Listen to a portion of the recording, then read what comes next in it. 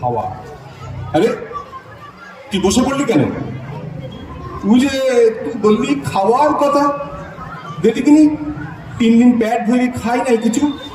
দে না খেতে, স্বাধীনতা খুব ভালো হবে, মঙ্গল হবে।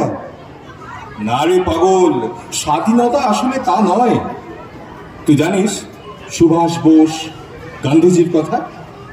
ওরা দেশের জন্য, দেশের মানুষের জন্য কত কিছু করে গেছে। ওরে গাধা, স্বাধীনতা হলো মুক্তি, শৃঙ্খল মোচন। ইটা স্বাধীনতা।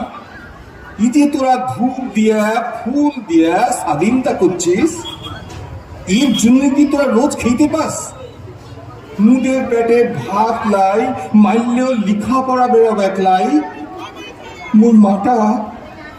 মোর মাটা ফুট করে বেরিয়ে গেল। হাসপাতালের মেঝেতে শুয়ে শুয়ে সারাটা দিন কাতরাইতে লাগলো।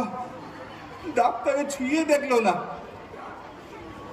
পয়সার অভাবে বিহা হইল না বলে বোনটা আমার গলায় দড়ি নিলে।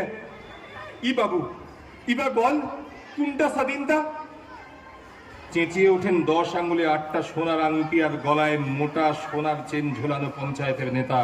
বেটা মূর্খ, ওই যে মোটা চালে খিচুড়ি রান্না হচ্ছে ওইটা স্বাধীনতা। ওটা স্বাধীনতা? তাইলে মুখে একটু বেশি দে। ভাই খাবে, বাপটা খাবে, আর তোরা রোজ স্বাধীনতা কর। মুরা তাইলে রোজ খেতে পাবো। কাগজের প্লেটে স্বাধীনতা বেঁধে লাফাতে লাফাতে বাড়ি ফিরেছে মূর্খটা। বাপকে ডাকে, হ্যাঁ বাপ, লে স্বাধীনতা খা, খাইয়া দেখ কি ভালো। খা, আজ পেয়েছিস খেয়ে এলে।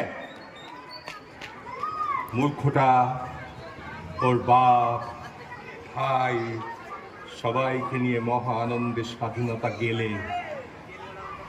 আর দূর থেকে মাইকে ভেসে আসে আওয়াজ, সে অমৃত গ্রন্থনা। সুজলং সুফলং মাতরং